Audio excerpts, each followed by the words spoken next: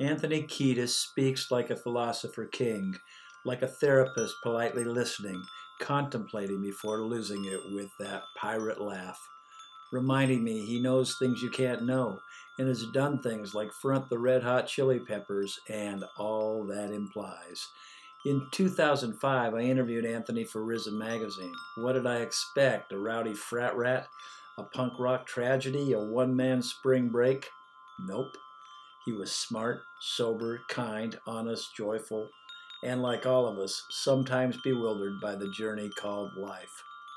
Unlike most of us, however, his trek has taken him from the depths of addiction to the height of fan adoration. Anthony Kiedis is no gangster, and to my knowledge, not a Christian. Still, he has a lot to tell us. We only hung out for a few hours, but whenever I hunger for honest, smart, romp in the park conversation, I miss him. Let me turn this not so musical item off for a little while.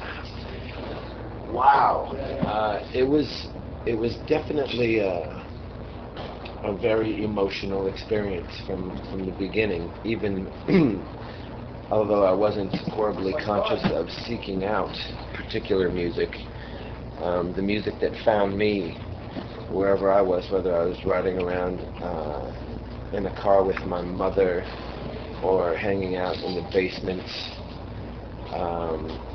making model cars with my friends, whatever sort of seeped in, there were things that definitely spoke to me and got me into that fantasy world and, made me a little crazy in a good way. Well, I saw addiction creep in to my life with myself and my friends before there ever was a band.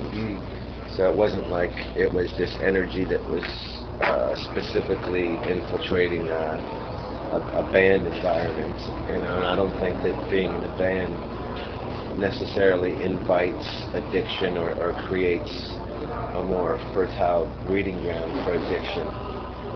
People often assume that if you're in a band or if you're in music or show business that it's the potential for drug addiction is greater, but I disagree because I know so many drug addicts. So many of my friends and acquaintances and encounters in this life have been with people either addicted to drugs or selling drugs or somehow involved in the drug world. And the percentage seems very well spread out amongst all professions, all walks of life, all races, all creeds, colors, size, shapes, social status.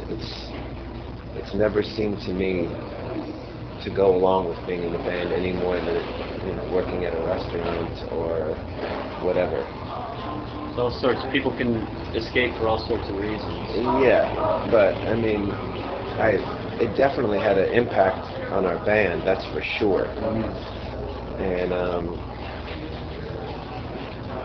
before we ever even made a recording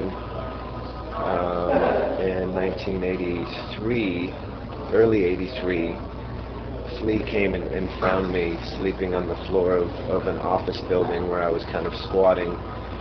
And I had been on a terrible binge, a rampaging binge for days, and I guess I probably slept through a practice or something. And he came and he said, I have to tell you, I can't be in this band with you anymore. We have to call it quits because you're just too fucked up, and I just don't want to be in a band with a guy who's just fucked up as you. It's like, I still love you, you're still my friend, but there's no way this can work. And I kind of sprung out of my stupor. And I actually told him these words. I said, but I was going to be the James Brown of the 80s. That's how kind of, cockamamie my thinking had digressed into. And he's like, James Brown of the 80s. He's like, all right, we'll give it another shot. The universe regularly put me in check. What do you call those forces? Just what I said. Yeah. Whatever. You can call it whatever you want. Do you pray? I do, yeah, out of necessity. Where do you see yourself in 10,000 years? In 10,000 years? That was good percent. Hopefully not on tour. Yeah, you're really not going to get a better answer than that.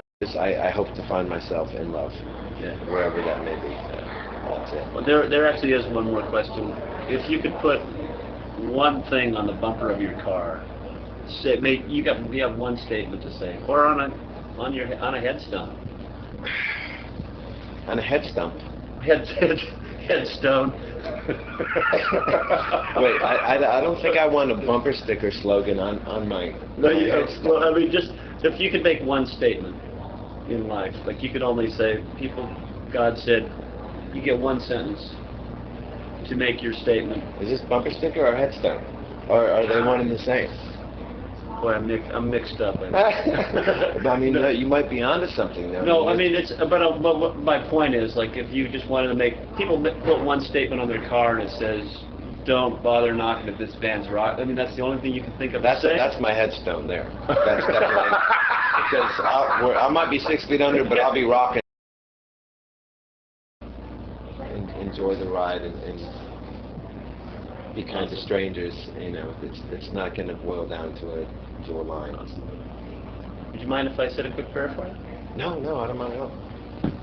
Dear Lord, we thank you for this time together and the opportunity to help change the world in a positive way. I thank you for Anthony's heart and his taking the time to be with us. I pray for his continued success and health, and that he spreads that goodness and joy around the world.